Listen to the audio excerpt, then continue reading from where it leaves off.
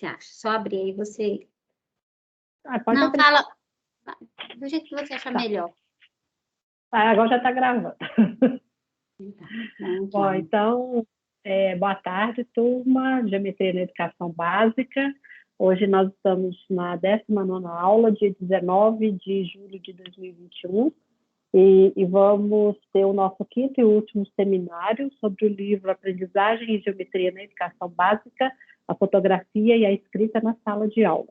As autoras são Cleane Santos e Adairna Carato. Então, eu já passo diretamente a palavra para o grupo responsável pelo seminário de hoje e já agradeço. Obrigada, gente. Bons trabalhos para nós.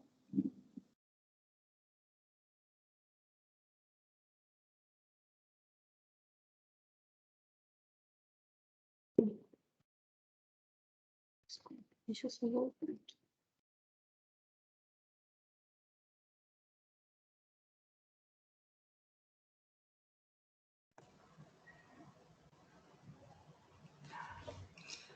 Olá, boa tarde a todos. Hoje nós vamos apresentar os capítulos 6 e 7 do livro Aprendizagem em Geometria na Educação Básica, das autoras Cleane dos Santos e Adairna Carato.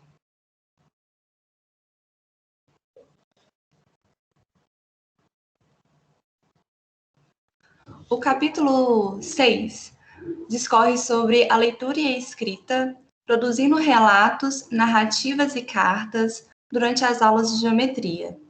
E o capítulo 7 disserta sobre potencialidades reveladas pelo uso da máquina fotográfica e da escrita em sala de aula.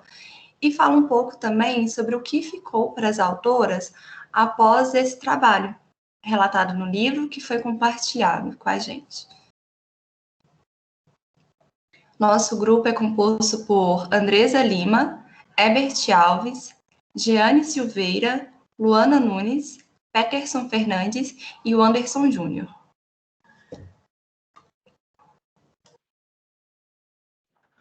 Boa tarde, gente. Então, o primeiro tópico que a gente vai trabalhar aqui no seminário vai ser escrita sobre a mesma temática em diferentes momentos. A professora pesquisadora, ela traz uma proposta partindo, como ponto de partida ali, para os alunos escreverem sobre suas lembranças das aulas de geometria. E essa proposta ela é feita no dia 5 de março. Então, ela propõe, que os alunos escrevam sobre o que eles sabem de geometria, sobre, as experiências já vivenciadas nos anos anteriores ao quinto, que eles estão no momento, do livro. Então, essa proposta ela é retomada em dois momentos. Num segundo momento, lá no dia 22 de junho, os alunos eles pegaram o primeiro texto que eles escreveram e eles fizeram as mudanças que achavam necessárias. E, num terceiro momento, no dia 14 de outubro, eles fizeram uma proposta chamada Minhas Aulas de Geometria, onde eles falariam um pouco sobre o que eles aprenderam com as atividades ali feitas pela professora Cleane. Então, já começo com uma citação da professora. Se você puder passar um slide para mim, Jane, por favor. Eu começo com uma citação da professora, lá da página 84, das autoras, na verdade. Elas falam o seguinte: a escrita e a leitura colocam-se nesse processo como potencializadoras da aprendizagem do aluno, pois, como afirmam Powell e Byrne lá em 2016, a escrita ajuda os alunos não só a adquirirem um vocabulário rico, como também a usarem no contexto da sua compreensão matemática. Tá lá na página 84 aí do livro. Então, essa fala, ela vem trazer um pouquinho da importância da escrita e da leitura do aluno, nas aulas de matemática. Para evidenciar isso, eu trouxe 3 relatos de um aluno chamado Kelvin, que está lá no livro. Se você puder passar para mim, obrigado. E esses relatos são os seguintes, São 3 relatos, o primeiro no dia 5/3, que eu disse, depois no dia 22/6, E depois um terceiro relato, que na verdade não foi o do dia 14 de outubro, mas é um relato bem interessante também que saiu no jornal de geometria que a professora fez com os alunos. Então, o primeiro relato, ele fala o seguinte, lembrando que eu transcrevi exatamente a fala do aluno, tá, gente? Então, fala o seguinte, primeiro, todas as figuras geométricas são totalmente diferentes uma da outra. Por exemplo, o triângulo, eu acho que ele tem os lados iguais. O cone é quase igual ao triângulo, mas o cone é um pouco maior que o triângulo. O losango é também quase igual ao quadrado, só que ele tem também é quase igual ao retângulo, porque ele tem dois lados diferentes e dois lados iguais. Esse foi o primeiro relato que o Kelvin trouxe naquela primeira proposta da professora. E esse relato, ele, para mim, ele mostra que o aluno ele tem um certo conhecimento em geometria, pelo menos ali no que tange ao nome de algumas figuras, só que ele ainda está muito preso na ideia da geometria plana. E essa ideia ela é um pouco desconstruída já no segundo relato, onde a professora traz a proposta dos alunos pegarem aquele primeiro texto e fazerem modificações que eles quisessem. Então, no segundo relato, ele traz o seguinte: quando nós víamos alguns objetos geométricos, nós não víamos as faces, as bases, as arestas, face lateral, nós só víamos a frente do objeto. Né? Então, eu acho que nesse segundo relato, ele já desconstrói um pouquinho essa visão apenas para a geometria plana, ele traz um pouquinho da geometria, né, dos sólidos também, para essa parte aí da geometria espacial, e eu acho que ele deve ter lido aquele primeiro relato e ter falado assim, o cone é quase igual ao triângulo, mas o cone é um pouco maior que o triângulo. Eu acho que ele olhou essa fala e falou assim, não, hoje eu já entendo algo diferente. Eu entendo que isso daqui é um sólido geométrico. Então, eu achei muito interessante o salto, né, que já teve desse segundo relato para o primeiro. E o terceiro Mas aí, relato... Peterson, é importante destacar a sequência de atividades que aconteceram entre um relato e outro, entre um texto e outro, né?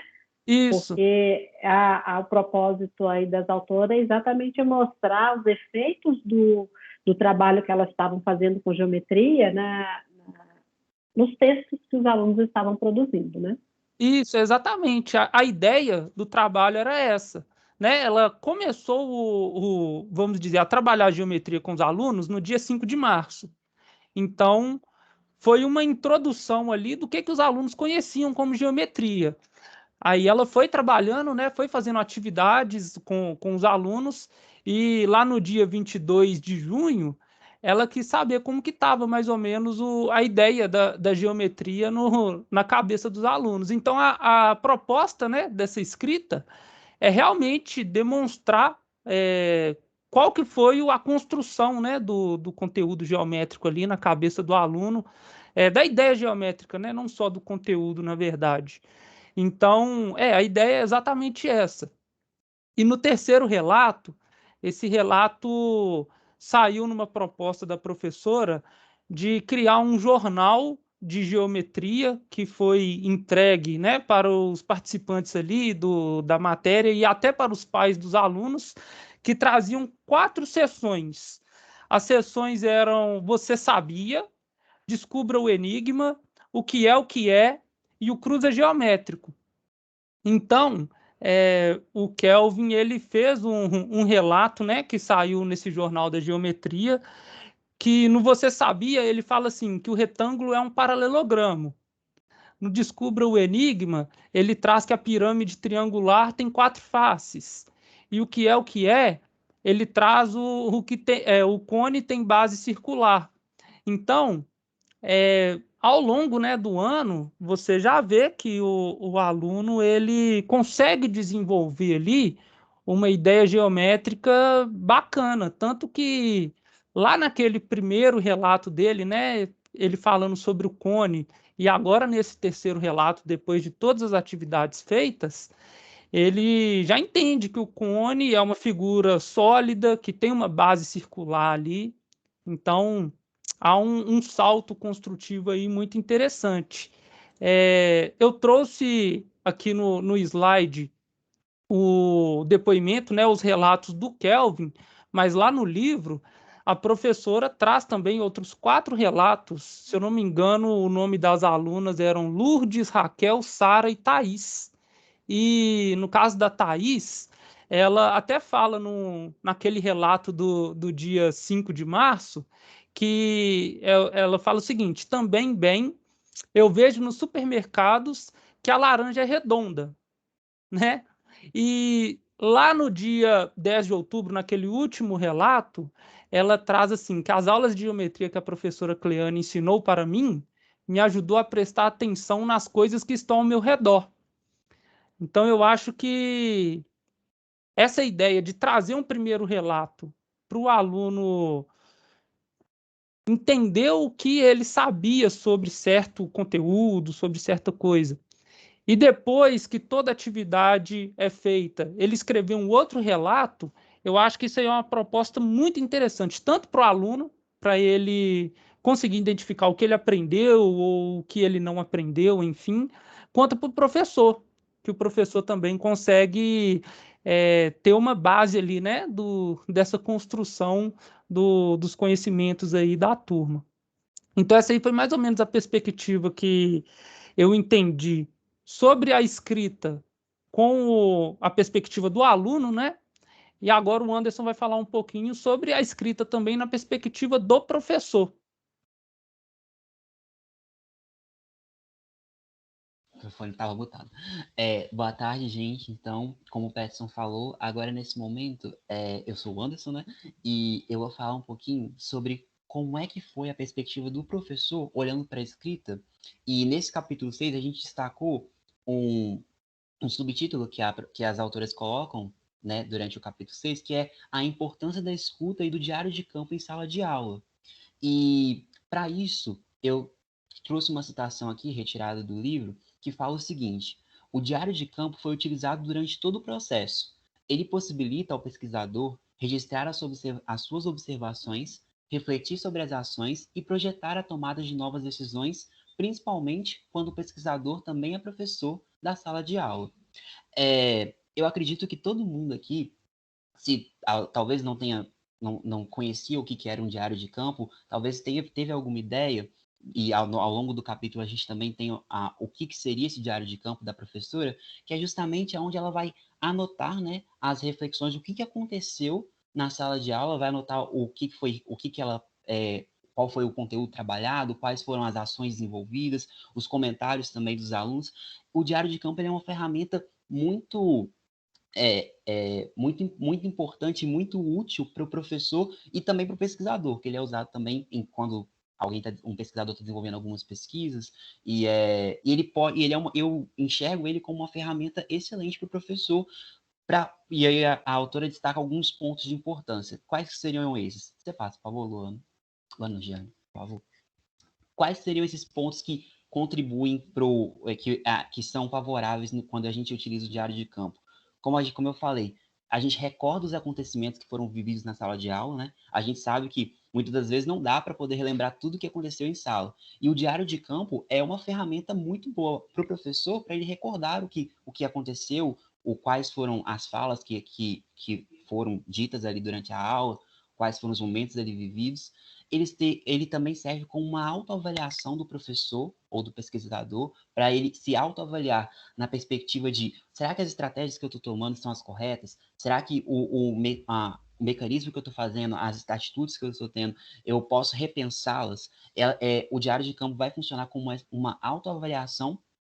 E também a gente colocou aqui como uma reconstrução também de concepções e significados. Por que tem esse ou também uma construção? Porque muitas das vezes, quando o diário de campo, por ele ter lá as suas vivências, as vivências do professor, o que foi trabalhado em sala de aula, as práticas que a gente está tendo, a gente pode abordar e pode refletir sobre os conceitos que o professor está abordando durante a aula, sobre os momentos que a gente está vivendo durante a aula, se aquilo pode ou não ter um novo significado ou ter uma nova ressignificação da nossa prática. Então, ele promove isso também.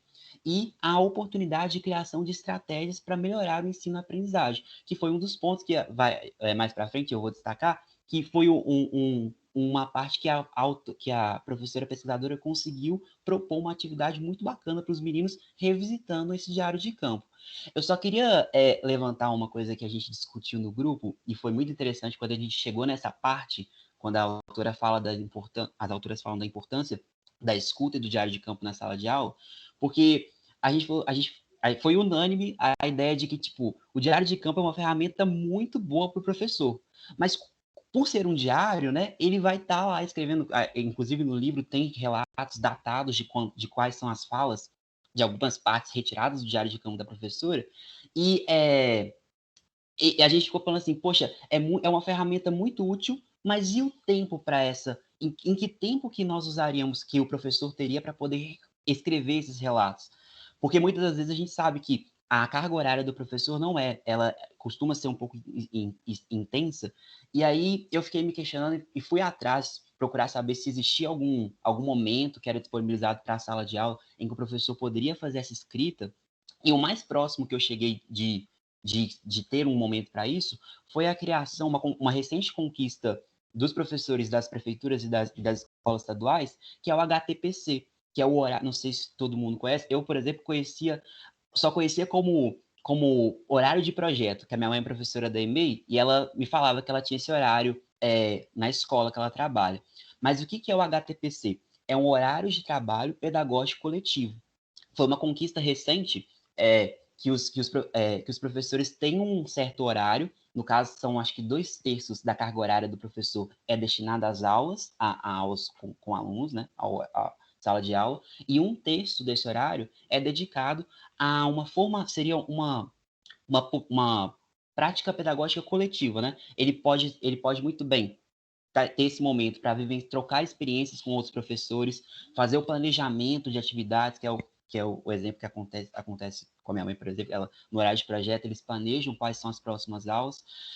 Também, em algumas escolas, acontece a formação continuada do professor nesses momentos, e também ocorre em outras instituições, eles utilizam esse horário como uma folga para o professor.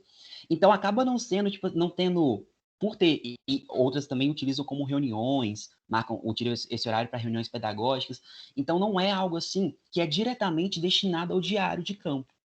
E aí a gente comentando, a gente falou assim, poxa, o diário de campo é uma coisa tão boa para o professor, auxilia tanto ele, só que digamos que a confecção desse diário vai ficar a cargo do próprio professor fazer ou não, né? Porque ele não tem um tempo disponível para o tempo que ele tem não é disponível para ele poder fazer essa anotação o tempo todo essa anotação.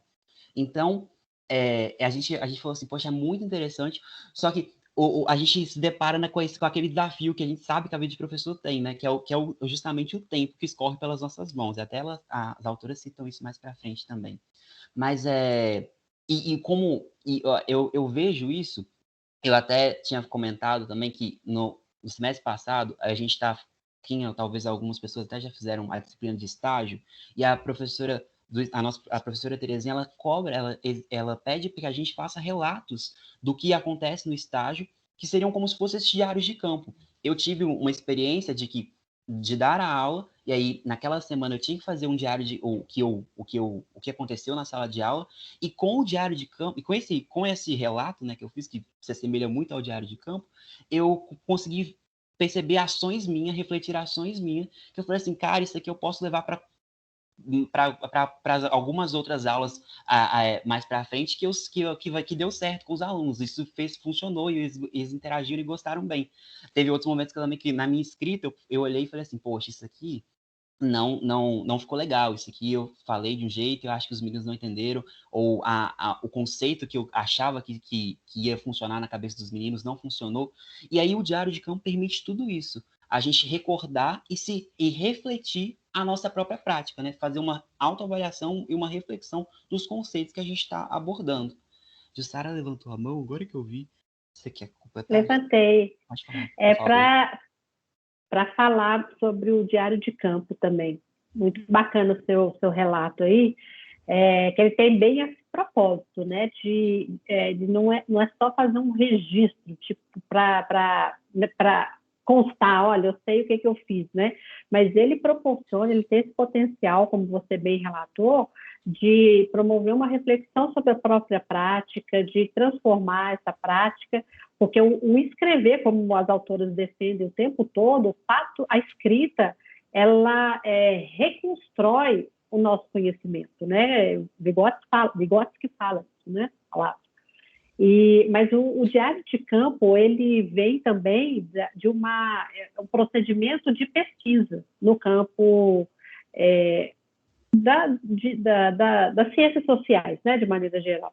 Né? Quando você vai pesquisar, fazer uma pesquisa, a gente chama de abordagem qualitativa, né, que você não está fazendo estatísticas para determinar algum resultado, mas você vai observar algum fenômeno e fazer uma análise qualitativa daquilo ali.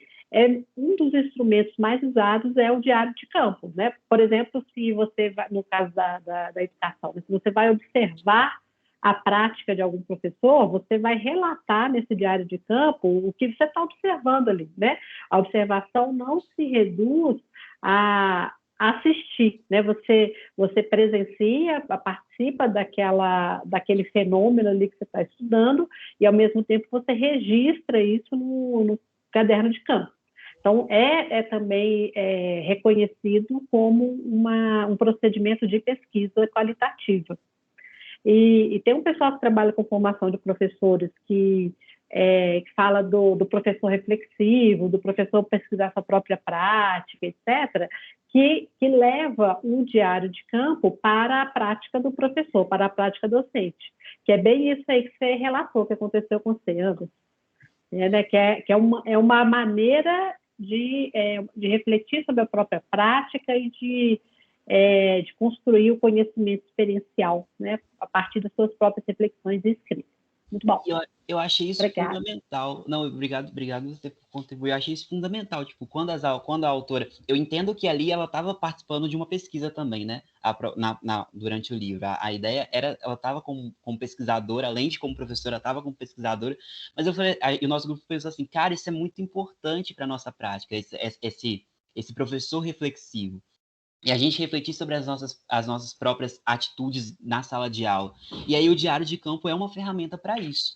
E aí eu até resgatei um trechinho aqui. Giane, se puder passar, por favor. Obrigado.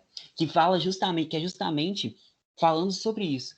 Que da mesma forma que ocorre com o aluno, o professor, ao escrever a sua própria aprendizagem, organiza suas ideias, revê suas crenças e concepções e geralmente projeta novas ações para a sua prática docente. Ou seja, aqui nessa citação a gente percebe que é justamente isso, que além do aluno, quando as autoras, igual a Stara bem pontuou, o livro inteiro, elas influenciam os alunos a escreverem e a pensarem na escrita geométrica e na escrita matemática deles. E aí, quando elas, além dos alunos terem essa prática, o professor também aprende com essa prática da escrita. A gente também consegue melhorar rever as nossas ideias. É justamente um processo de autoavaliação, de refletir o que eu posso melhorar, o que eu posso mudar, o que eu posso, talvez, inovar. E o diário de campo, ele funciona bem para isso, para essa reflexão e para essa ajuda do professor. Principalmente nesse finalzinho aqui, que são as novas ações para a sua prática docente, que foi justamente por causa de uma escuta da professora na sala de aula, que ela ouviu, eu não vou falar o que para não dar spoiler, que é no próximo, vocês vão ver com o nosso próximo colega, mas ela ouviu uma escuta de um aluno na sala de aula, e ela registrou isso no diário de campo, e depois, revisitando, revisitando o diário, ela olhou e falou assim, poxa, eu consigo promover uma ação a partir dessa fala. Ela teve um insight ali para poder fazer uma ação pedagógica que foi desencadeada por causa da fala daquele aluno que ela tinha registrado. Então, a gente consegue ver o quão precioso que ele é, o diário de campo. E da minha experiência, só te interromper mais um pouquinho, Anderson, desculpa. Eu acho que uma das maiores não vou dizer vantagem, mas um presente que eu tive por causa do ensino remoto foi a escrita de vocês nos fóruns. Porque antes, no presencial, a gente discutia textos, livros, etc., oralmente. E agora a discussão está acontecendo nos fóruns. Eu adotei assim, né, como era a saída que tinha, mas está sendo uma experiência muito rica, porque eu estou vendo, tem pessoas aqui que eu estou acompanhando desde o semestre passado, a riqueza da escrita, o quanto que as reflexões estão sendo elaboradas por meio da escrita nos fóruns. Está sendo uma coisa muito rica, eu acho, para a formação de vocês. A gente só fala mal do ensino remoto, né? Eu estou mostrando aqui uma coisa que eu acho que foi boa. Sim, não, com certeza. Acaba que é justamente isso, né? A gente, quando a gente escreve, a gente vai refletir, né? E vai conseguir também transmitir, que a gente é igual, é uma escrita intencional, né? A gente até comentou isso um pouquinho no grupo. Que tem, isso acaba sendo uma escrita intencional. Eu sei que eu vou ser ouvido por alguém, eu sei que alguém precisa ouvir as minhas ideias, e a partir do momento que eu ponho no papel, eu reflito sobre aquilo que eu tô falando, sobre aquilo que eu tô pensando, né? E eu não vou entrar muito na parte do qual que foi a proposta, mas seja, uma das ações, provavelmente quem leu também, todo mundo que leu o capítulo 6 sabe que a proposta que a professora conseguiu, que ela pensou quando ela viu a fala daquele aluno, foi a proposta de um texto, de uma produção textual que era sobre as aventuras do Prismolíndio e do Piramilíndio, que o Herbert vai falar daqui a pouquinho para a gente.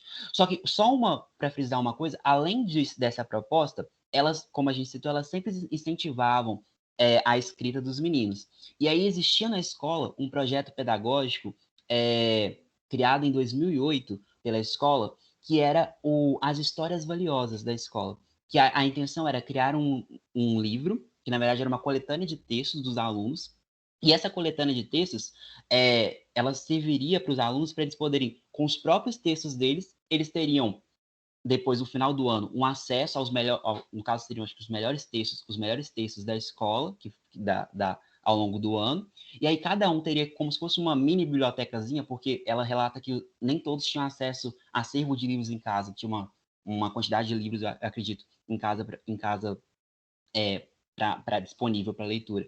E, além disso, a proposta também era que eles produzissem textos. Isso já era uma proposta da escola antes. Ela aproveitou esse momento, e aí, quando ela vai sugerir essa atividade de produção textual sobre as aventuras do Prismolíndio e do Piramilíndio, ela ainda fala, olha, os melhores textos, eles vão ficar no final, vão ir para o nosso livro de histórias valiosas da nossa escola. E aí já era um outro jeito de incentivar os meninos também na produção textual. E aí agora eu vou deixar vocês conhecerem um pouquinho sobre o que eram essas aventuras com o nosso amigo Herbert. Você, amigo. Olá, gente. Boa tarde a todas e todos. Como a Jussara e o Anderson falou, né, sobre a importância do diário de campo, né, para o professor registrar as suas observações, né, os resultados que ele está tendo com a sua didática, com o que ele está trabalhando na sala de aula, refletir, né, sobre a própria prática também, né, e refletir também sobre as próximas ações, né, os próximos passos que ele vai realizar. E a frase do aluno Caio é como se fosse ali um gatilho, né, ali para a professora. Ele fala: a aula de geometria é uma aventura, né? Então isso para ela fez ela criar, né, realizar a criação de uma narrativa de aventura chamada As Aventuras do Prismolíndio e do Piramilíndio, né? Prismolíndio um prisma e o Piramilíndio uma pirâmide. Então a ideia era realizar, né, uma narrativa, né, um texto que envolvesse uma história com esses dois sólidos aí como protagonistas, né? Pode passar. Os objetivos centrais, né, dessa atividade seria estimular a escrita e a produção de textos na escola, né, mais alunos escrevendo textos e eles sendo autores e outras pessoas lendo, né, os textos criados por outros alunos, colegas de escola. A construção de um público leitor, né, incentivando as pessoas a lerem os livros e garantir que os alunos possuam material de leitura, né, já que muitos não possuem acervo em casa, como o Anderson falou. As potencialidades observadas, né? A gente pegou alguns trechos, né, de algumas narrativas de alguns alunos e a gente conseguiu observar algumas coisas, né? igual a do Gerson aqui, né, ele fala dentro do seu texto a diferença entre um prisma e a pirâmide, né? Então, através da visualização, ele mostra qual que é a diferença entre um prisma e a pirâmide. Ele cita assim: eles são muito diferentes um do outro. O prisma olímpio é um prisma quadrangular, com 6 faces, 8 vértices e 12 arestas. O piramilídeo é uma pirâmide triangular, com 4 faces, uma base, 4 vértices e 6 arestas. Então, no texto dele, ele é focado nessa parte aí, mas na observação, né, mostrando a peculiaridade de cada sólido. Pode passar. No texto da Cíntia, né, que a gente tirou, a gente mostra a inserção da Cíntia dentro da história, né? Ela se conecta não só com o estudo da geometria, mas também com a história também, né? Ela se coloca também como uma das protagonistas dentro do texto, junto com o Prismolíndio e a Piramilíndio. Ela fala: então, eu, o Prisma e a Pirâmide fomos todos para casa, e chegando lá, aceitei o convite para ser transformado em cilindro, e juntos formamos um trio e combate o mal e ainda ajuda as pessoas a aprenderem geometria. Então, aí mostra como a Cíntia entrou aí dentro da história junto com os dois sólidos, né, geométricos. O terceiro ponto também a gente não sabe se foi uma coisa assim mais, como eu posso dizer, inconsciente, né, dos estudantes, porque naquele momento da escrita, né, dos textos, tinha acontecido um acidente com um avião da Air France, né, um avião que tinha acabado de sair da França, estava saindo do Brasil para ir para a França e acabou caindo no oceano, né? Então a gente não sabe se foi de forma inconsciente dos estudantes vendo aquela notícia passando na televisão, mas que apareceu no texto dos alunos, né? O aluno Gerson, ele até cita: uma vez o prismolíndio e o piramilíndio foram à França e aconteceu um acidente aéreo. O prisma acabou perdendo 2 arestas e a pirâmide perdeu 2 faces com a despressurização do avião. A gente não sabe se foi de forma inconsciente, porque essa notícia estava aparecendo bastante. E agora a Giane vai falar um pouquinho da importância, né, do desenho para a aprendizagem dos alunos.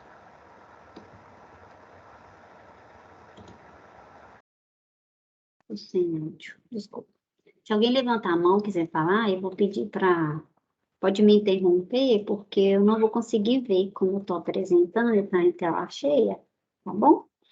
Bom, diante aí das aventuras que a professora propõe, através da fala que ela revisitou, né, no diário de campo do Prisma, a fala do Caio, ela leva as crianças a pensar, assim, não, tudo a ver, né? As crianças vão se imaginar, vão poder escrever matemática, e dessa forma eu vou poder conhecer um pouco o que eles estão aprendendo. Pelo menos, ao meu ver, eu entendo isso.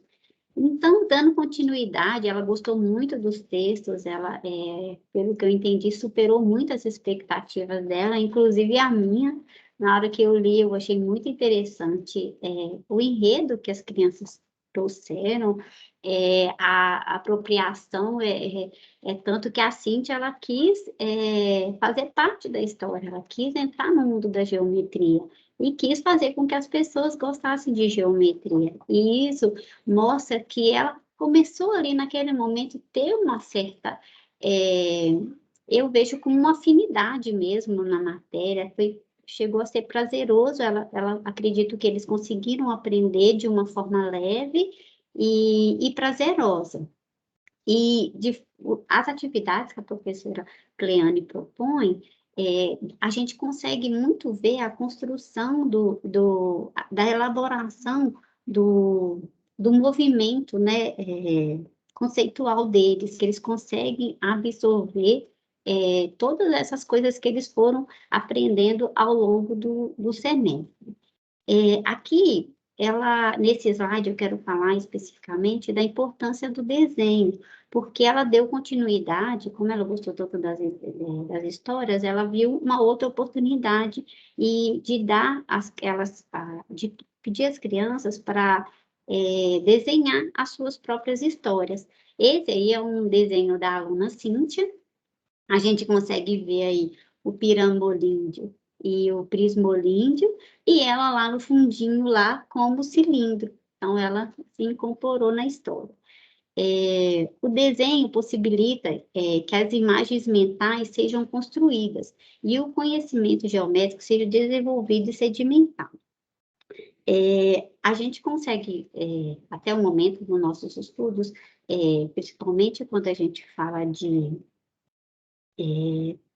nossa, fugiu a palavra. Nossa, fugiu a palavra. Eu vou passar para o próximo slide, que eu vou conseguir explicar. A gente Aí, consegue... enquanto você vai lembrando aí, Jeane, deixa eu destacar aqui esse movimento dialético que ela está falando aí, né, do objeto, o desenho, as imagens mentais e os conceitos, né, que é um conceito, dialética é um conceito lá da teoria do Vygotsky, né, de quando a ideia básica é quando tem alguma... Deixa eu ligar minha câmera aqui. Quando tem alguma ferramenta, algum artefato, né, que é incorporado na atividade, esse artefato transforma o objeto, a realidade e a própria pessoa. Tem uma citação que elas fazem lá, minha paginação está diferente aqui, na minha 85, uma de Góes e Cruz. Os conceitos científicos que no início do desenvolvimento são esquemáticos e desprovidos da riqueza advinda da experiência ganham vitalidade e concretude em sua relação com os conceitos espontâneos.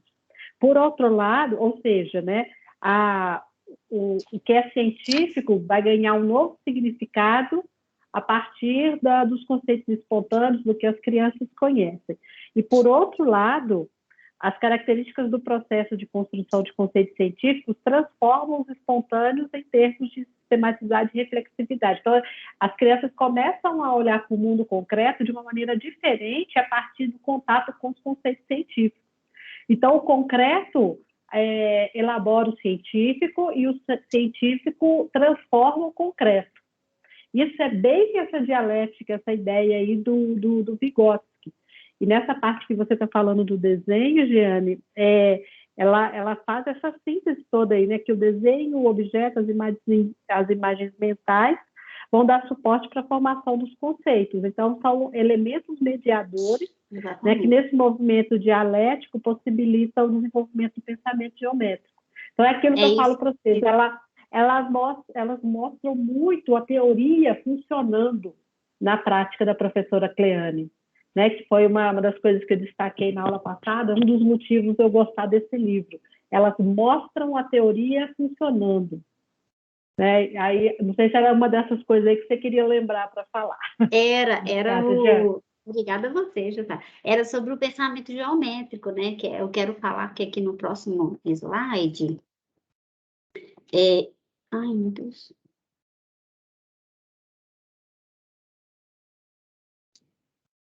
Querem ver minha apresentação?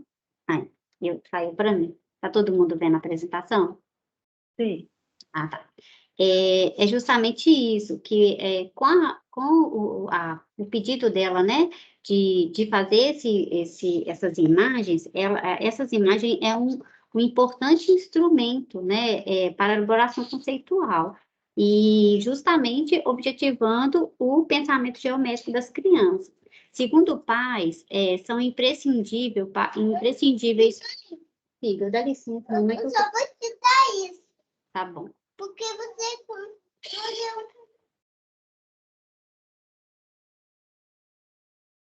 Desculpa, o meu marido está trabalhando ainda. Ô, Wesley.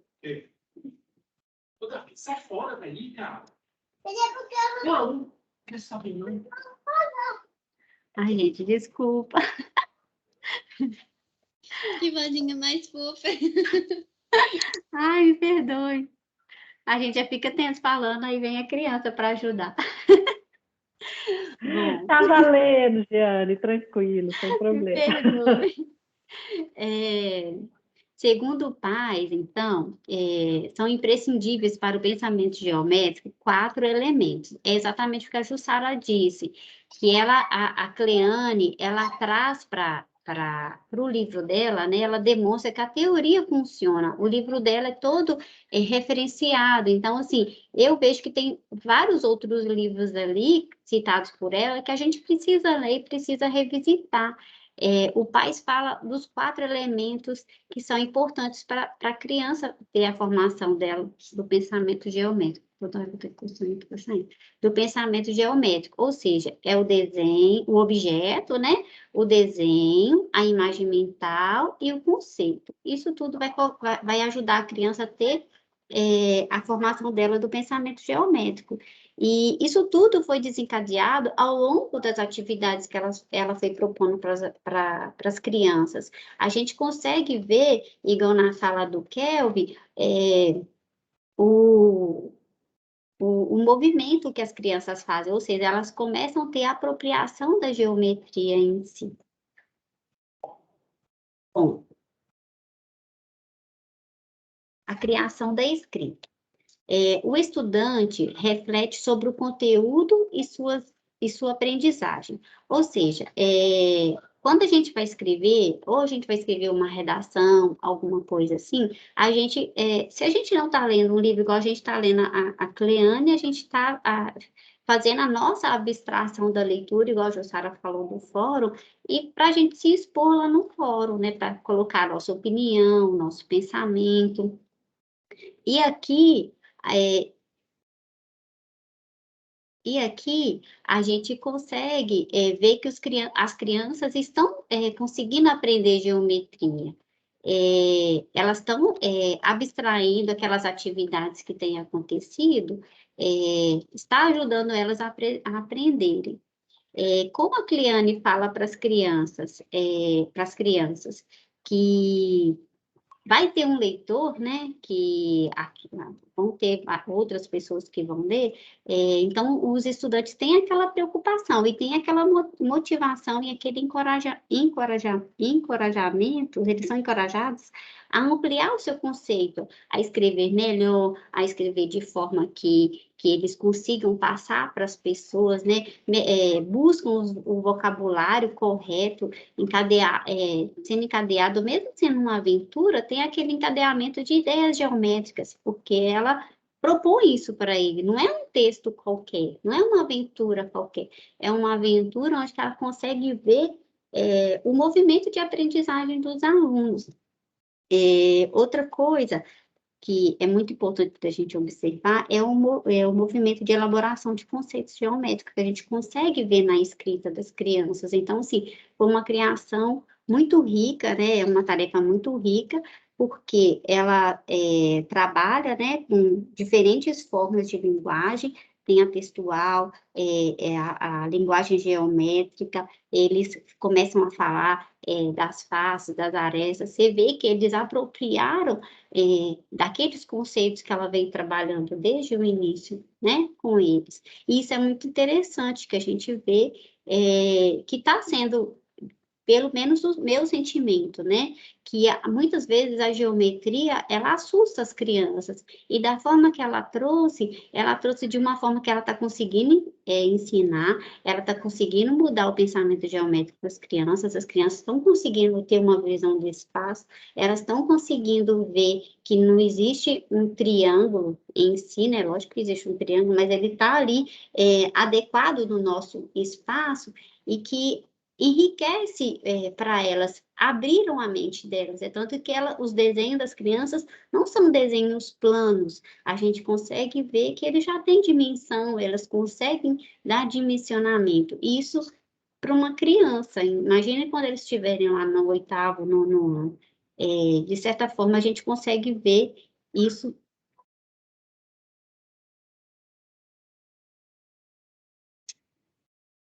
Saindo aqui para mim. A gente consegue ver a evolução desses meninos. Deixa eu ver se falta alguma coisa que eu gostaria de falar, né? Era isso mesmo que eu gostaria de falar. Bom, agora o nosso grupo fez uma tirinha aqui. Olá, eu sou o piramilíndio. E eu sou o prismolíndio.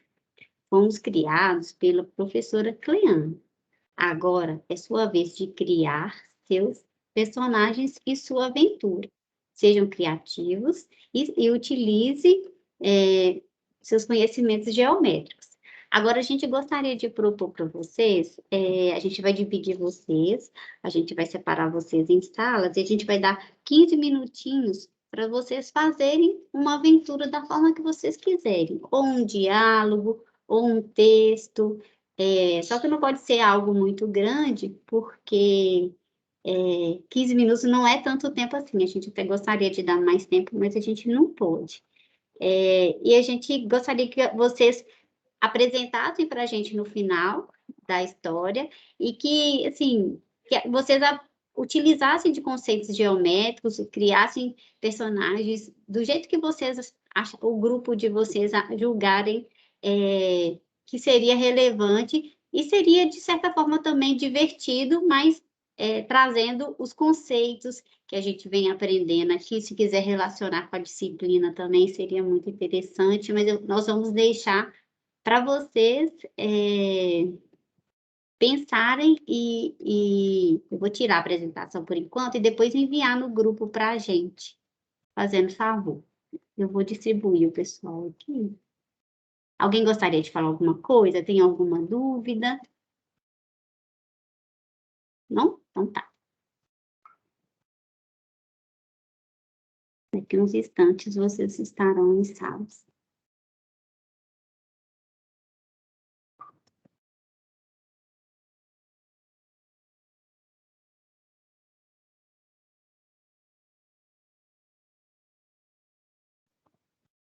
Tá abrindo, tá, gente? Só um instante.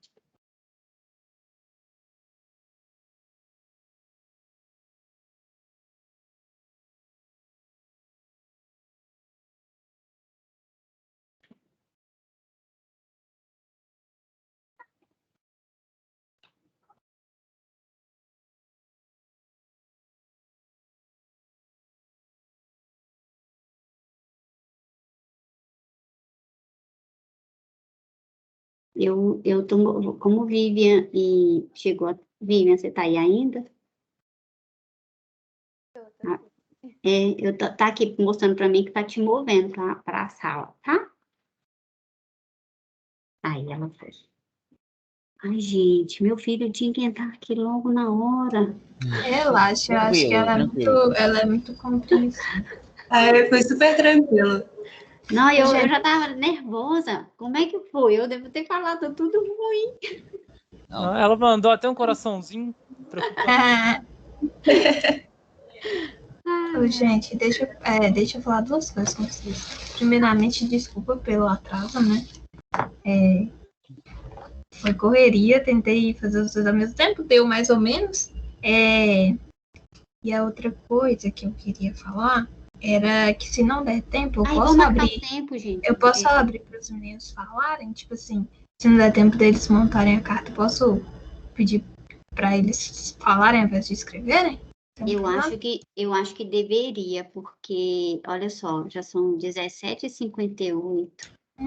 É isso que eu tô pensando mesmo. Não tô... Todo mundo concorda ou alguém tem algum problema?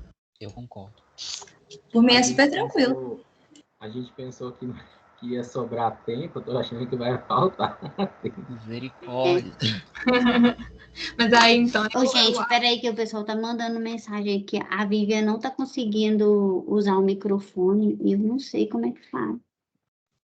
Na sala? Ela não tá conseguindo usar o microfone na sala. Tenta pedir pra ela sair e entrar de novo. Você move ela de novo, não sei. Deixa eu ver aqui pra onde que ela foi. Vivian... Jonathan também, em reunião. O Jonathan não tá. Deixa eu ver aqui a Vivian, Luiz. Perdão, meu microfone tá dando alguns zumbidos, gente? Não? Ah, tá. Pra mim, não. É porque ele fica, tipo, piscando, tô assim, sei lá. Vai. Vou fechar ele de qualquer coisa. Eu tô com medo de mexer nela e dar pau. Guilherme. Mas com pau ela já tá, né? Tipo assim, ela já não tá conseguindo falar. Ó, eu vou atribuir ela, deixa eu ver aqui. Vou pôr ela pra sala 1, ela tá na 3. Eu vou pôr ela na sala 1 para ver se ela vai movendo. Vamos ver se ela vai conseguir. Aí depois eu movo ela para a sala 3.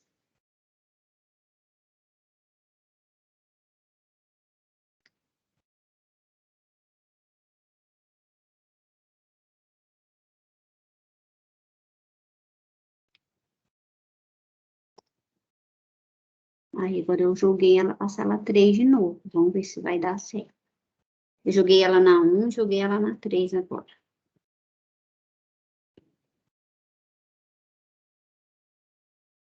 Aqui, eu acho que é melhor a gente ir até atualizar lá o slide e perguntar o que ficou para eles, entendeu? Porque olha só, a gente tem meia hora só para falar. Falta só a Luana, né, agora.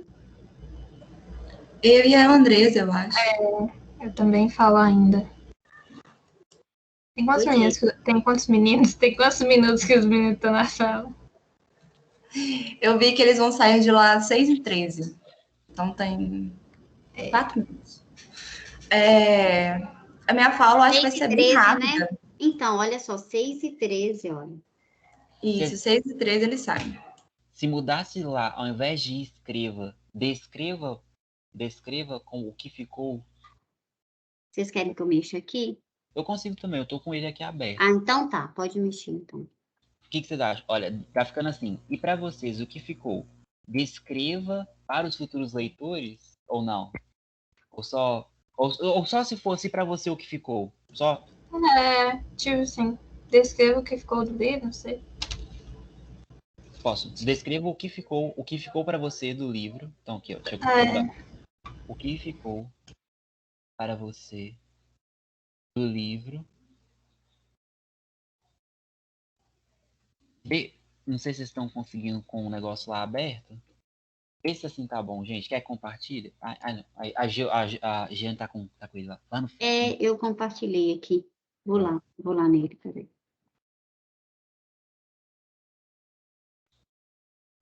Tá aqui, escrevo uma carta ainda. Tá, peraí. Cadê? Deixa eu ver. Peraí, deixa eu mexer nesse trem. Calma aí. Você deve ter mexido na sua cova. Fala o que você falou que eu já mudo aqui, olha. Eu tinha colocado assim, descreva o que ficou para você do livro Aprendizagem, aí ponto final.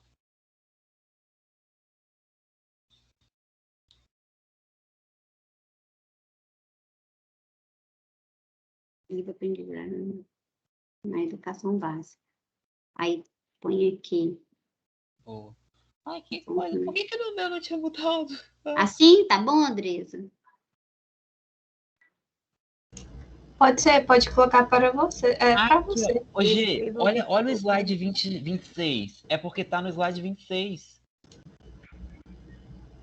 26. Gente, vou apagar isso aqui então, gente. Isso. Luí. Olha lá. Ai, desculpa. Não, eu tô assim, que saco, eu não tô mexendo no cópia não é possível. Mas tranquilo. Tá bom assim, Andressa? Pode ser? Uai, galera, por mim sim. Por mim também top, Oh. Porque a dinâmica realmente não vai dar tempo. Por mim tá super tranquilo também. Não, beleza. Ô, Lu, você tenta não falar muito, tá? Para dar tempo. Ô, Andresa, às vezes não vale a pena da gente perguntar primeiro, não? Antes de você concluir? Eu tinha pensado nisso com o Juninho, mas eu acredito que, tipo assim, eu falando o que ficou eu falando o que ficou pelas autoras, tem 2 pontos. O primeiro é que, tipo assim, a gente vai deixar o tempo todo livre para os meninos, então não vai ter a preocupação de eu ainda ter que falar alguma coisa. E eu acho que, dependendo da minha fala, pode despertar algum insight nos meninos que eles queiram compartilhar, entendeu? Entendi. Você que sabe. Essa nossa conversa tá sendo gravada ainda? Tô pensando nisso aqui agora. Meu Jesus! A galera depois vai assistir, gente. Que legal.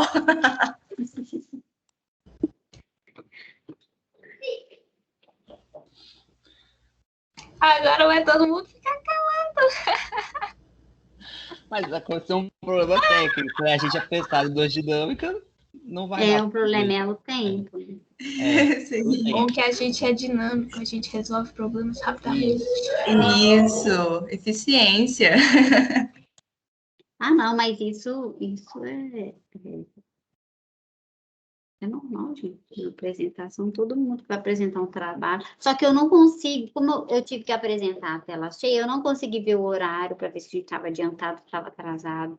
E eu não consegui também, nem eu ver vocês, eu não conseguia, sabe? Só no início estava dando. Aí depois, qualquer coisa que eu mexia aqui, estava caindo.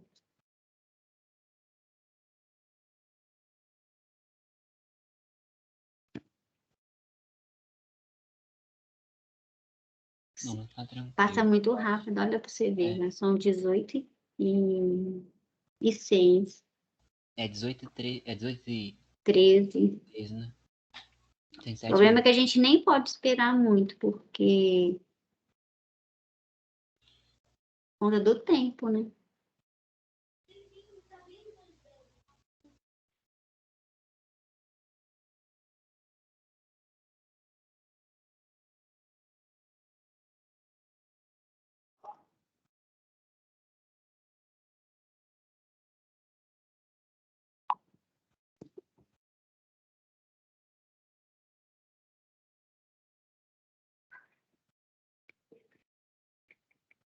Nossa, Davi, e eu fechei a porta, hein? Abriu a porta.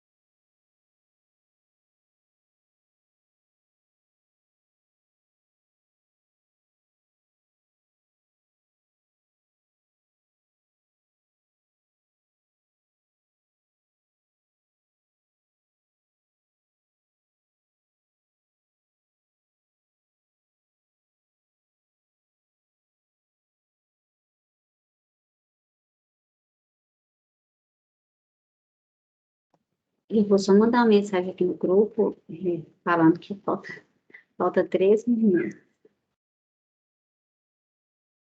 Beleza.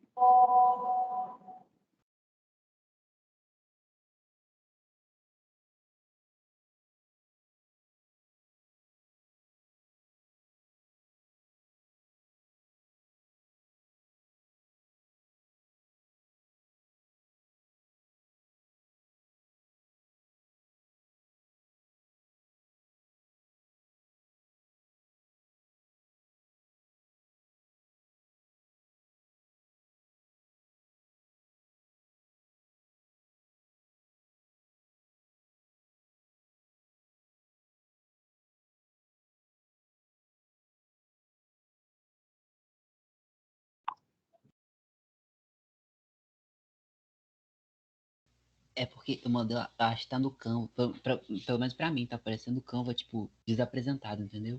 Eu não sei, Não. eu não sei se você tem que... Mas está desapresentado mesmo. Ah, Mas não. tem que esperar eles mandarem, né?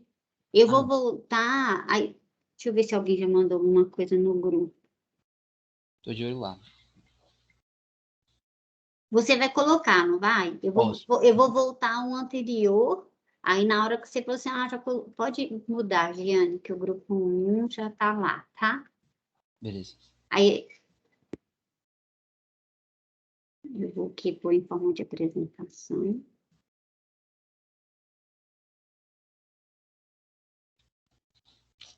Aí, eu não consigo ver ninguém, tá vendo? Eu só consigo ver a apresentação.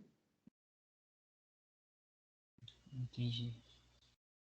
Eu não posso deixar aqui por enquanto, né? Eu tenho que vir aqui, olha, e puxar vocês. Vou fechar a sala, tá, gente? Deu os 15 minutos. O que vocês acham? Ai, Beleza. que dó, porque é tão pouco tempo. Avisa e fecha. Avisa? Como assim? Tipo, tem como avisar, gente, vou fechar a sala em 1 minuto, sei lá. Eu avisei no grupo que... No Teams também tem como, eu só não sei como que é. Mas meu professor avisava.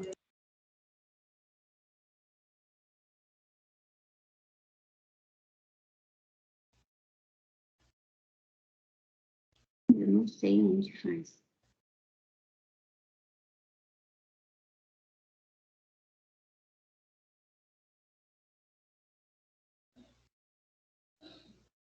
Vou fechar, tá, gente? Por conta do tempo. Tá bom.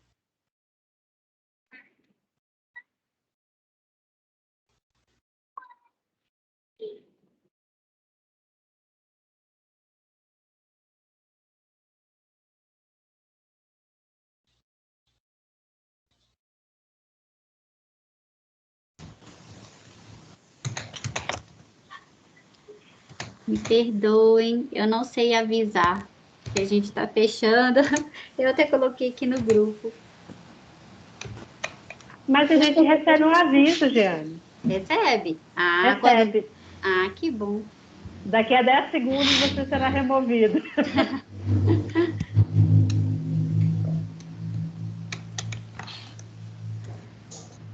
Vocês colocaram lá no grupo? Alguém colocou lá para a gente compartilhar aqui? Como é que vocês querem que coloque? O texto, o PDF? Do jeito que vocês quiserem. Pode pôr PDF, que é só pegar, né? Acho que é mais fácil. Ok. A gente ainda está vendo a sua tela compartilhada, tá, gente? O Anderson vai colocar para a gente. Ah, tá. Aí ele mandou lá, o Anderson, que aí eu passo já. Pronto. Ô, Giane, eu botei no texto mesmo de mensagem, pode ser? Ou você quer que bota um arquivo mesmo?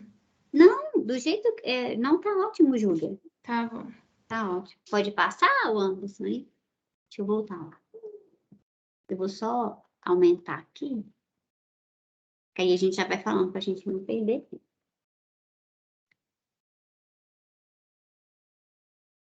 Uai, Anderson.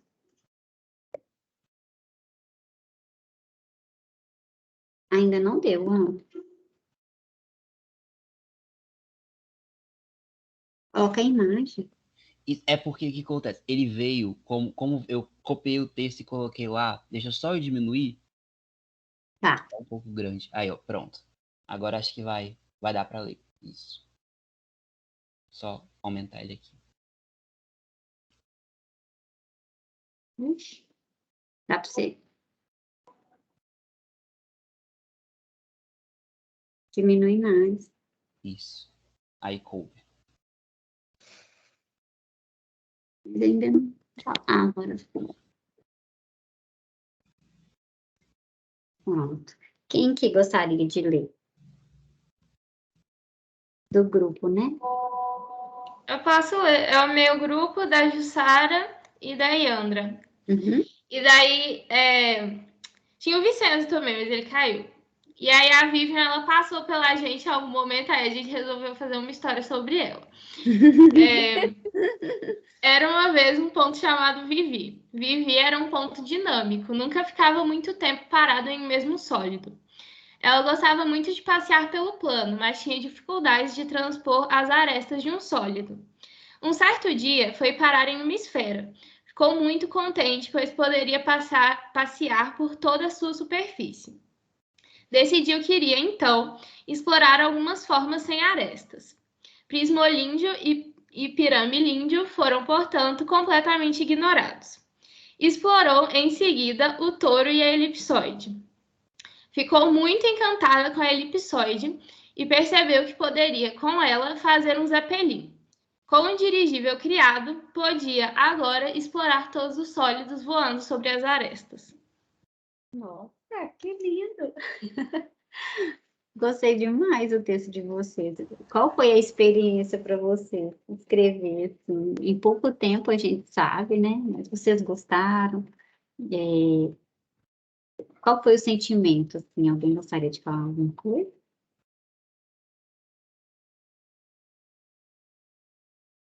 A gente estava sem inspiração nenhuma, cada uma dava uma ideia diferente e as outras não concordavam, né?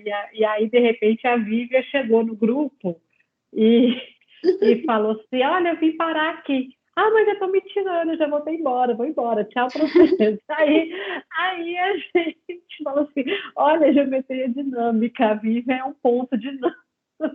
E aí, começou a história com a Vívia. Ficou Gente, muito legal. adorei. Muito Ficou criativo. muito criativo, gente. E a gente deixou aberto justamente para isso, né? Para a gente ver, igual assim, vocês exploraram, transpor arestas de um sólido, passaram pela esfera, tipo assim, vocês falaram muito com o plano. Eu gostei muito, achei muito rico e parabenizo, porque foi em poucos minutos. Eu adorei. Vamos ver o próximo grupo. Alguém quer falar mais alguma coisa antes de eu passar? Só queria falar que também foi cômico, né? Não foi algo que é muito engessado, né? Por ser ensino de geometria. Eu gostei disso. E é legal aqui que, igual assim, a gente tem os nossos conceitos, a nossa formação mental, né, de cada figura e os conceitos. Aqui vocês conseguiram trazer um pouquinho de cada coisa, né? Quando fala, vocês falaram aqui de nenhuma aresta, né? Mas tinha dificuldade de passar por uma aresta de um sólido. Eu gostei demais, de verdade mesmo. Parabéns. Falando, você não conseguiu colocar o 2, não?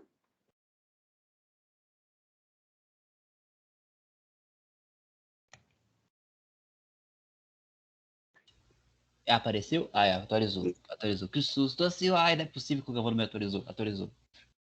Ai, o grupo 2. Da Babi, Gabi. Ninguém do grupo. Era uma vez um mundo de figuras planas. O mundo era todo 2D. E nesse mundo havia todas as figuras geométricas planas: círculos, quadrados, retângulos, triângulos, etc. Nesse mundo existia um grupo de amigos formados por 4 triângulos e um quadrado. Mas eles estavam entediados com esse mundo plano. Eles eram muito curiosos e gostavam de explorar bastante. E chegou um dia que não tinha mais o que explorar no mundo 2D. Nesse dia, um dos triângulos se lembrou de uma velha lenda contada por seu avô Triângulo sobre um mundo 3D. Eles resolveram pesquisar sobre e descobriram que seria possível entrar nesse mundo se eles se juntassem. Começaram aos poucos a juntar suas arestas.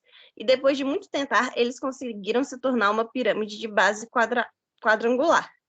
E o mundo simplesmente mudou por completo. Haviam formas por todos os lados, esferas, cones, prismas de todos os jeitos, coisas que eles nunca haviam visto antes. Foi uma loucura. Impressionados com esse mundo, eles resolveram se desmontar e contar para os outros. E assim todos começaram a se juntar e montar as mais diversas figuras para passar a enxergar o mundo 3D. Ah, muito interessante. O que você sentiu, Babi? Ao escrever, você gostou? Eu gostei. No início teve a falta de criatividade também, minha e da Gabi. Mas aí a gente até lembrou daquele livro... Esqueci o nome agora. Planolândia. Isso, Planolândia. E aí a gente pensou em fazer uma história que se passasse tanto no plano quanto no 3D, para não ficar só assim, né, monótono. Não, e aqui deu para a gente ver a construção que vocês fizeram, juntou a parte teórica, né? Gostei bastante também. Vou passar para o próximo só por conta do tempo, tá bom?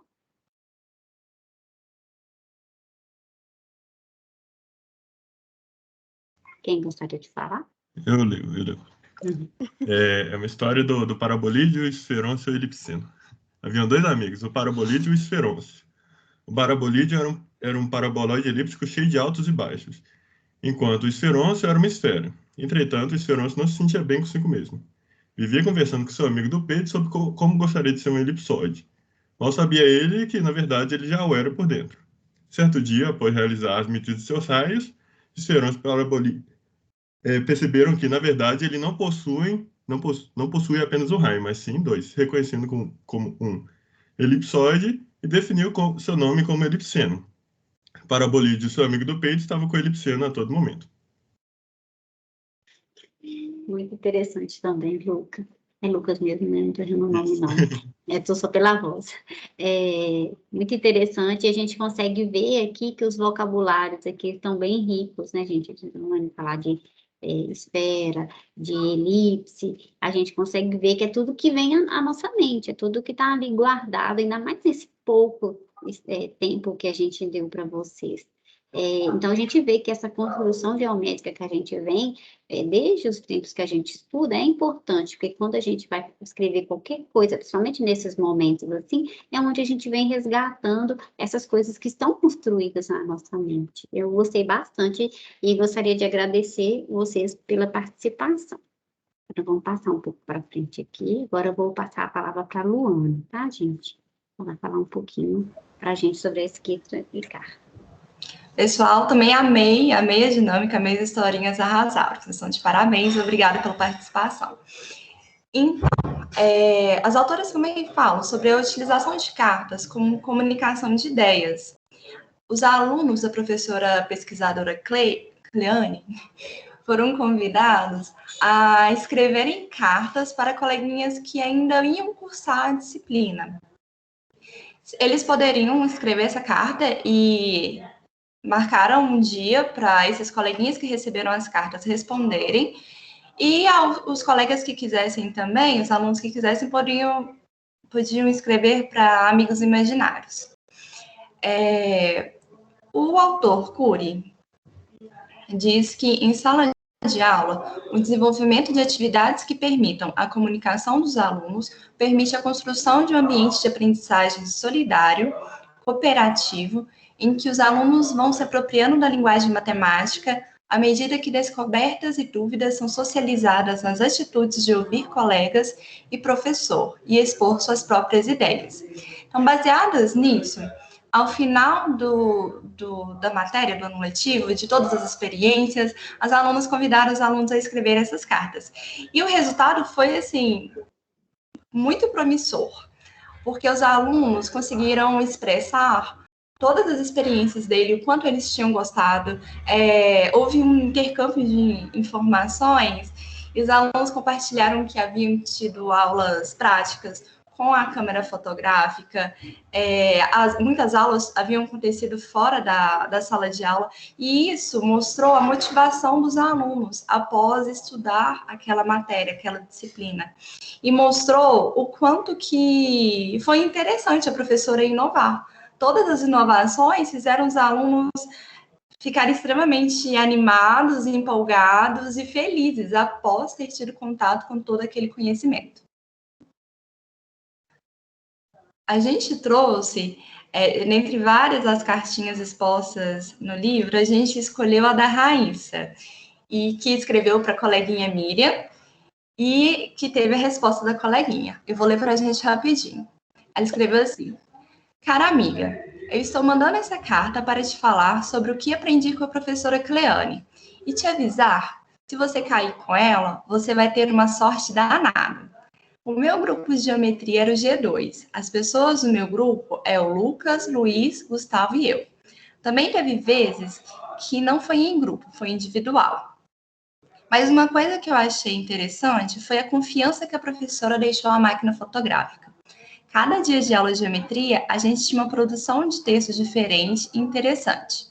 O conteúdo de geometria foi muito interessante, porque a maioria das coisas eu não sabia. E também a atividade que eu mais gostei foi a parte da fotografia. Eu gostei de tudo. Momentos que eu mais gostei, que eu fiquei com alegria, foi poder trabalhar em grupo. Eu não tive angústia e nem tristeza. Os sentimentos foi responsabilidade, coração, vontade, que a gente acha que é vontade, e alegria. Espero que você caia com a Cleane. Beijos, Rá.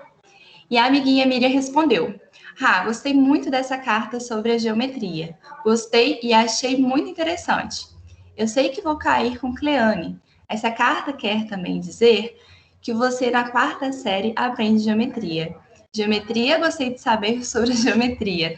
Eu sei que vou aprender muito sobre geometria. Gostei de aprender. Assinado, Mi para Rá. Muito obrigada. Então, o que a carta da Raíssa nos transmitiu e também transmitiu para a coleguinha Miriam? Que a geometria foi transmitida para os alunos com leveza. Então, essa leveza motivou os alunos, não ficou presa a teorias rígidas, nem rotinas pesadas para os alunos. O fato de ter sempre coisas diferentes, inovadoras ao longo das aulas, fez com que tudo fosse transmitido para os alunos com muita leveza, e os alunos tivessem prazer em estudar geometria e sentisse alegria, sentisse vontade de estudar, se sentissem motivados. Então, o interessante é que a gente pode ver, para nós como professores, que é possível, durante as aulas de geometria, a gente transmitir também esses sentimentos aos nossos alunos, de amor, de alegria, tirar dessa aula de geometria que está tão enrijecida esse sentimento de angústia, de tristeza, de que a matéria é muito difícil. Então, assim, foi muito interessante ver os relatos dos alunos também por conta disso. Eu vou passar a palavra para a Andresa. Então, pessoal, entrando no 7º capítulo, vai ser a parte onde que as autoras vão dar um zoom naqueles pontos que, para elas, merecem um destaque durante toda a prática que elas exerceram na sala de aula. Durante esse fechamento, primeiramente, tipo, o ponto central é que esse trabalho demonstrou as potencialidades do uso da câmera fotográfica e também da escrita para ensinar geometria. E a gente tem alguns pontos que estão começando com as lacunas, né? Apesar da professora ter lacunas que são advindas da formação dela, isso é um assunto que a gente falou um pouco nessa disciplina, ela conseguiu romper com o modelo de ensino de geometria convencional. Então, ela fez com que os alunos, dentro do espaço escolar e também do cotidiano deles, conseguissem pensar geometricamente. Esses espaços, tanto da escola quanto do cotidiano, como eu falei, tem um exemplo da atividade da casa do Léo, né? Algo que é do cotidiano dele ir para a escola. Então, essas atividades que foram algumas, né, das que usaram a máquina fotográfica, elas trouxeram esse recurso tecnológico para dentro da sala de aula, e é algo que as autoras elas defendem, que a tecnologia no geral, elas já mesmo falam no livro, que está muito perto das pessoas, isso em 2009. Então, assim, atualmente, 2021, a tecnologia está mais próxima ainda, e elas defendem que essa tecnologia tem que ser inserida dentro da sala de aula, dentro da escola, ela não pode ficar para trás. E dentro disso, eu acho que é um ponto muito importante que vale lembrar, é que você pode inserir instrumentos e tecnologias, mas tudo tem que ser bem planejado, né? Como a gente viu também ao longo da disciplina, do texto, não só o material, não só a ferramenta que a gente usa não é o suficiente. Igual o texto que a gente viu do Jimenez, né? A gente tem que saber o que o instrumento, qual que é o papel daquele material, mas a gente tem que entender que ele sozinho não vai desencadear um processo de aprendizagem. Então, acho que isso é muito importante ser falado. E usar a fotografia, teve usar bem a fotografia, né? Teve um lugar especial, porque ela encantou os alunos, ela trouxe motivação para os alunos, ela mostrou para eles que existe algo além da sala de aula. E aí a gente novamente tem esse rompimento do tradicional, né? Além dos alunos trabalharem muitas vezes em grupo, então isso fez com que eles tivessem que conversar um com o outro e convencer o outro, de negociar em geral com os colegas. Então, nesse momento, eles se tornaram protagonistas, porque eram eles que estavam produzindo aquele conhecimento, aquela atividade, não o professor sendo aquele que vai dizer está errado, a resposta é essa e pronto, acabou. O papel do professor não é esse. O papel do professor muitas vezes, né, durante o trabalho, fazer a devolutiva das atividades, e isso valoriza muito o trabalho dos meninos mesmo, sabe? Essa devolutiva, ter alguém para ler, não, às vezes não só o professor, como a cartinha da Rai e da Miriam, né? Isso valoriza. A gente, ainda dentro dessa questão da fotografia, vou falar mais rapidinho para dar tempo. A gente tem o tópico da imagem mental e o desenho, que a gente viu com a Giane, que o desenho ele é muito importante. Mas só o uso do desenho para o ensino da geometria, elas veem que não é o suficiente. E a fotografia tornou um grande facilitador desse processo. Então, quando os meninos tiraram foto das coisas que eram tridimensionais, ou pegaram nos sólidos, eles construíram a imagem mental. E aí, quando foi impressa essas fotos, que elas foram bidimensionalmente impressas, né, os alunos não tiveram as dificuldades que a gente costuma ver. Então, isso é muito importante, não só o desenho. Ainda voltando sobre poder manusear o material, a gente pontua aqui que a professora pesquisadora tem afinidade com isso, então fez com que revelasse para ela não só imagens, mas o que os alunos queriam dizer no fundo, né, a subjetividade de cada um. Então é um ponto que a gente gostaria de destacar e que elas destacam também. E dentro de praticamente todas as práticas, né, a gente tem limitações, como a gente tem que tempo contado, cumprir cronograma, criar uma estrutura de trabalho diferenciada que geralmente não costuma ter na sala de aula. Outra coisa, a escrita também, que foi super frisada dentro do texto das autoras, né, a importância da escrita, porque é nesse momento que os alunos vão escrever sobre o que pensam e também vão pensar para escrever, né? principalmente quando tem alguém que vai ler, vai dar o feedback, como eu já falei, que isso valoriza, né? Tá tudo interligado na realidade, né? E entrando nisso sobre alguém que vai ler e dar o feedback, nós temos as boas perguntas, os equívocos e a abordagem da professora, que ela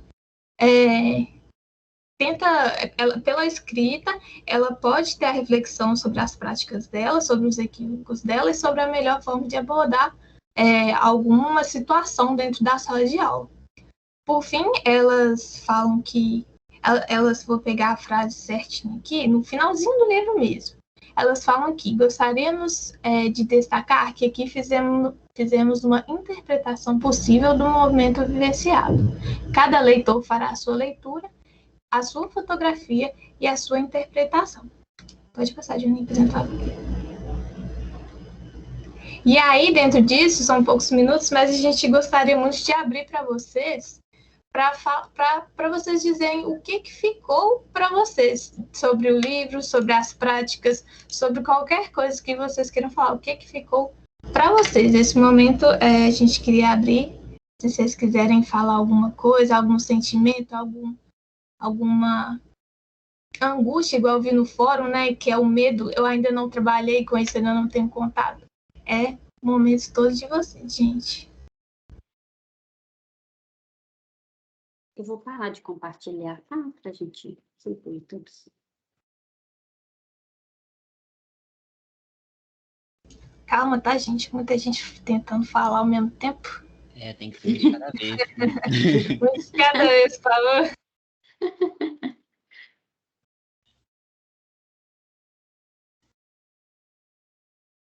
Enquanto as pessoas vão encorajando aí, eu quero fazer um convite para vocês. Que tal a gente, como turma, escrever uma carta para as autoras? Eu conheço a Daí, eu posso mandar para ela e ela manda para a Cleane. Nossa, seria top. Nossa, anima muito. Tem que a galera animar. Nossa, eu muito abro um wiki, tem lá eu conferi antes da aula, lá no Moodle, tem aquele wiki, né, que a gente pode produzir um texto juntos. E aí todo mundo vai lá escrevendo, e corrigindo, e organizando e tal. Vamos fazer isso? Isso é legal. Beleza, então eu vou abrir lá agora, depois da aula, e a gente já começa, para não perder, né, gente? Se deixa demorar muito, a gente esquece. Aí eu vou abrir lá agora, depois da aula, e a gente já começa a escrever. Todo mundo vai colocando seus sentimentos, seus... Né? Dá um retorno, dá a devolutiva para as autoras, né? Com certeza. Com certeza. Bacana, gente. Pronto, já deu tempo de vocês pensarem o que vocês vão falar, o que ficou para vocês aí do livro. Aí, a Babi, pronto.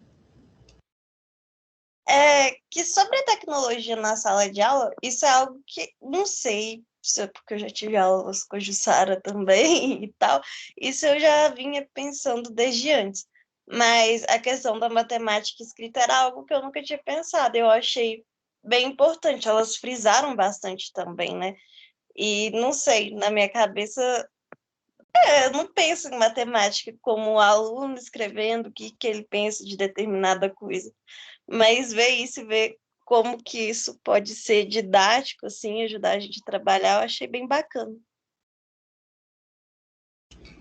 Eu percebi muito, eu tive muito esse sentimento nesse semestre, porque esse semestre estou fazendo geometria plana. E aí, a professora pede para a gente escrever muito detalhadamente, sabe? A gente não pode só escrever as contas, deu isso e pronto. Tem que ter toda uma justificativa. Então, muitas vezes eu me peguei tendo que pensar muito mais do que estava para escrever, né? Muito mais do que estava na minha cabeça. Então, eu acho que isso, quando eu li, eu falei, não, é mesmo. Vivian, pode falar. Gente, é só para fazer um comentário assim de futuros professores, né? Não sei. Uma coisa que eu percebi muito nesse livro e quando vocês pediram também pediram no fórum para a gente pensar né, em como a gente aplicaria tal coisa dentro de sala de aula. Aí, beleza, a gente pensa em alguma coisa, Só que, na verdade, bom, foi o que eu percebi com esse livro. A gente só reproduz, sabe, o que a gente já tem. E aí, quando você vê o que acontece no livro, de fato, que é uma coisa totalmente nova e diferente, e que é realmente diferente do que a gente viveu, sabe? Porque às vezes a gente tá na cabeça com uma ideia super legal, assim, só que na verdade ela não é tão diferente daquilo que a gente já faz, sabe? A gente é muito preso. Aí eu percebi isso, a gente é muito preso mesmo a tudo que a gente viveu por todos esses anos. E aí esse livro fez a gente sair um pouco da caixinha.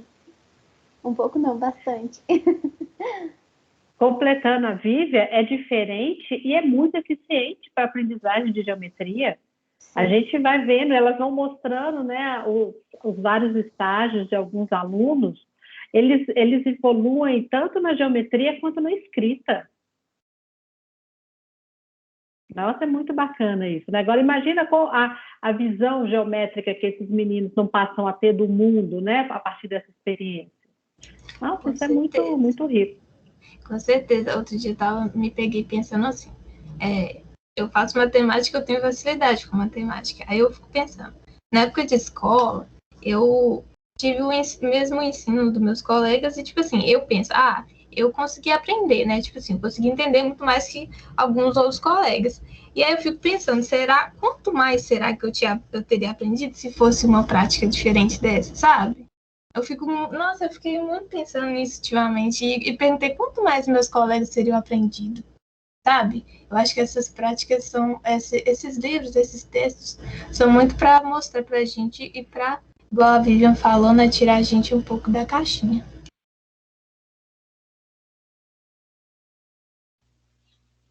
Eu só queria completar, porque realmente igual a gente falou muito sobre essa coisa da escrita, né, na matemática, que ao mesmo tempo, até no livro ela cita isso, que essas coisas encantam os alunos e também desencantam. Encantam por trazer o novo e desencantam porque estabilizam um pouco do padrão da aula de matemática que era esperado, né? E eu tive experiência disso que no meu ensino médio, eu tive um professor que cobrava muito a escrita da gente. Até o fundamental eu tinha um professor, o que exigiam de mim era só resultado, resolve o exercício e tal. Aí eu cheguei na primeira série do ensino médio, meu professor deu um teste de sondagem, e aí o teste era de função, acho que tinha umas coisinhas, não lembro direito quais questões eram, mas eu sei que eu fiz, e aí tinha umas questões que estavam certas, e aí ele devolveu o teste como errado, tipo assim, falou assim, e eu só tinha colocado a resposta. Aí ele falou assim, aí eu fiquei, mas tá certo, professor. Ele, na hora que corrigindo na sala. Aí ele, mas cadê a escrita? Como é que você resolveu? Você explicou para mim como é que você fez? Você explicou o que você pensou? E aí eu via, foi tipo assim, daquele momento, esse professor meu me acompanhou durante o ensino médio inteiro.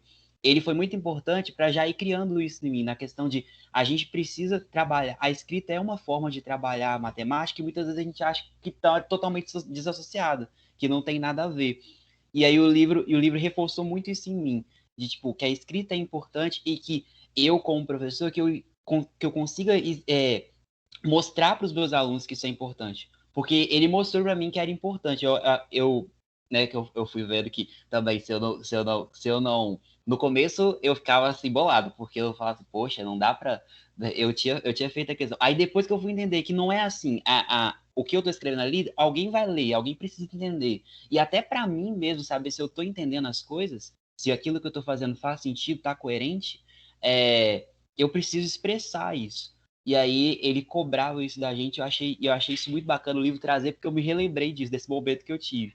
E de querer fazer isso com os meus alunos, de querer mostrar que, olha, a escrita é importante e ela não tá aqui para atrapalhar ou para te causar uma perda de tempo, ou então não é uma vontade minha, mas é para mostrar e para aperfeiçoar e fazer a gente refletir os conceitos que a gente carrega. Pode falar, professor. Só lembrando aqui, Anderson, que elas estão enfatizando a escrita em língua materna, né? E também existe a escrita matemática, que tem também a sua sintaxe própria, a sua semântica própria, né? Mas as duas são importantes e necessárias. Por quê? Porque quando a gente está na escola, né, quando a gente tem que se comunicar. Não, na vida, né? E só dar uma resposta no final do exercício, igual você exemplificou, você não está comunicando o seu pensamento, né? A gente tem, na hora, né, numa discussão em grupo, num trabalho em grupo, numa aula, o professor tem que comunicar, e você faz por meio da linguagem falada, escrita, e é importante a gente cuidar da linguagem materna e da linguagem matemática, né, na aula de matemática. Eu, quando corrijo o erro de português em prova de aluno meu, ele fala assim, mas isso é prova de português, o que você está corrigindo? Eu falo, a gente tem que saber português, é para a vida, não é só na aula de português, não é? Né? E, gente, isso, como a gente já destacou aqui hoje, tem um efeito direto na nossa elaboração conceitual, na organização das ideias, na reflexão sobre a própria prática, no caso de professor. Né? A escrita não é um castigo, a escrita é um elemento propulsor do nosso conhecimento.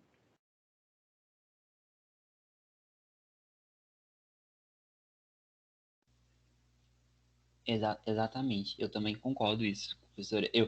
E o livro reforça muito isso, tanto que a gente falou, acho que de tudo, assim,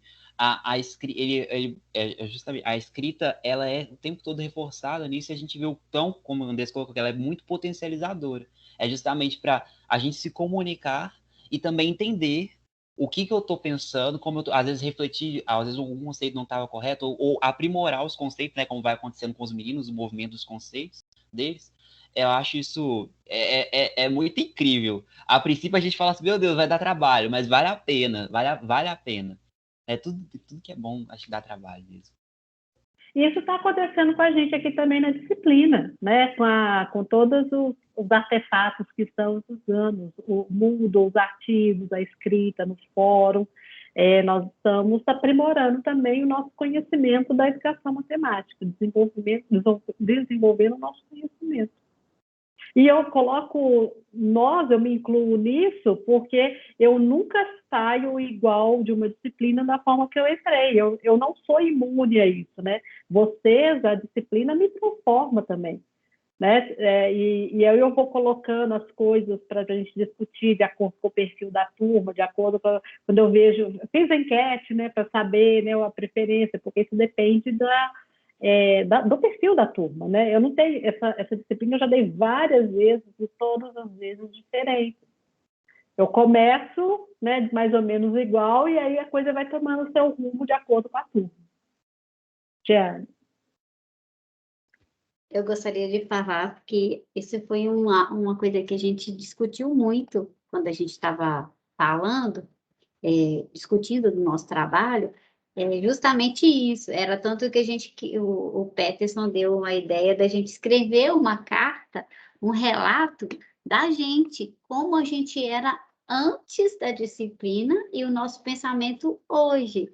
Aí a gente até pensou fazer uma dinâmica nesse sentido, mas como a disciplina ainda não está finalizada, né? A gente tem ainda propostas, outras atividades que ainda vão mudar ainda mais o nosso pensamento, vai colaborar ainda mais, a gente vê que não daria, mas assim, já mudou muito, principalmente o meu pensamento, sabe? Não só como futura professora, até como mãe mesmo, como que eu vou ensinar os meus filhos, como que eu vou abordar uma falta de conhecimento do meu filho, de um aluno, e isso é para uma vida da gente mesmo, sabe? E a gente poder colaborar com os alunos, saber utilizar uma atividade que vai agregar valor, igual ela utilizou várias atividades, né? Foram várias formas diferentes, e isso ficou claro no livro, esse movimento conceitual dos meninos. Você vê que eles abstraíram, e de uma forma muito bonita que ela conseguiu, de uma forma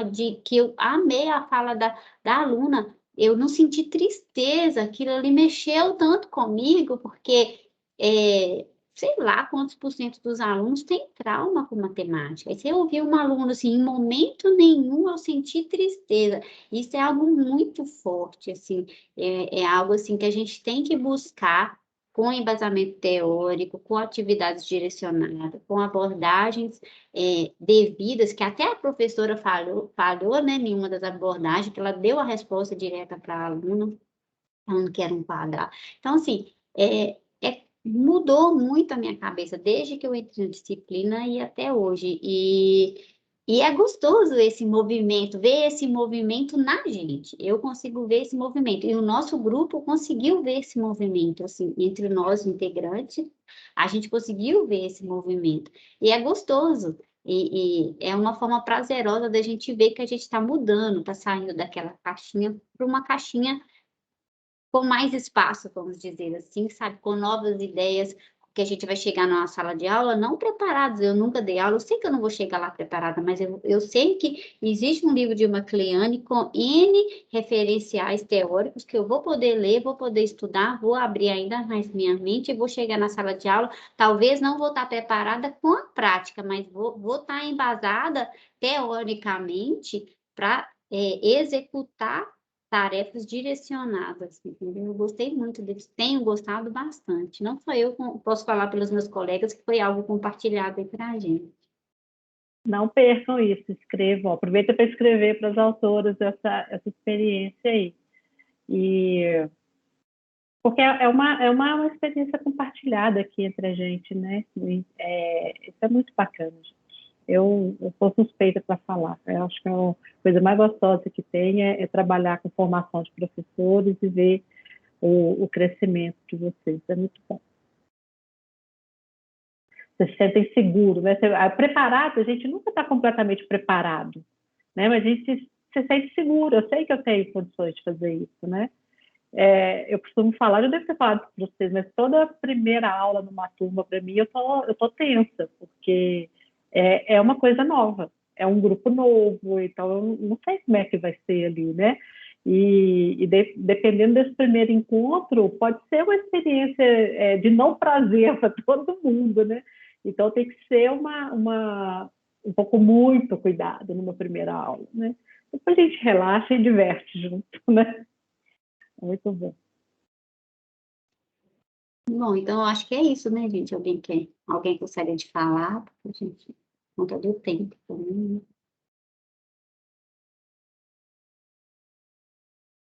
Tudo? Sim, professora, eu acho que sim. Muito bom, pessoal. Obrigada, viu? Então, gente, estamos concluindo aqui hoje os seminários, né, sobre o livro da Cleane Santos e da Ina Carato. E agora a gente tem essa tarefa, né, de escrever uma carta para as autoras. Tá? Eu vou abrir lá agora o wiki para a gente escrever e fiquem à vontade, tá? Abram seus corações, tá bom? Eu vou deixar vocês escreverem, depois, dependendo do que estiver escrito lá, eu dou uns palpites, mas assim, vocês são os autores, tá bom? Muito obrigada, gente. Acho que foi muito rica essa experiência. Já tem, o próximo tema é etnomatemática, tá? Já está lá no fórum. E aí, quem na quarta-feira agora, no horário da nossa aula, vai ter aquela apresentação das pesquisas, tá? Para quem se interessar por iniciação científica em educação matemática, tá? Vocês receberam a mensagem, né, que eu mandei? Ajuda a divulgar lá, por favor, entre os colegas da licenciatura, tá? Para quem quiser participar. Muito obrigada, gente. Boa noite. Professora, a senhora teria um minutinho depois que... Seria rapidinho. Tá, deixa eu só encerrar aqui a gravação, tá, Jeane? Bom, então, gente, a gente se encontra presencialmente, não. A gente se encontra sincronamente na segunda-feira que vem, tá bom? Beijo para vocês, boa semana. Tchau. Obrigada, gente. Boa noite. Obrigada, pessoal, pela participação.